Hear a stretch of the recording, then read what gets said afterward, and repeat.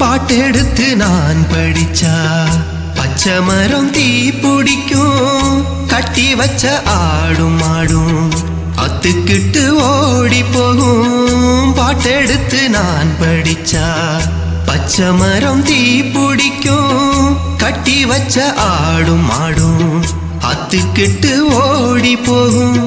தொட்டிலே தூங்கி வரும் குழந்தை அலறியலும், கட்டிலில படுத்திருக்கும் கிளடும் எழுந்து ஓடும்.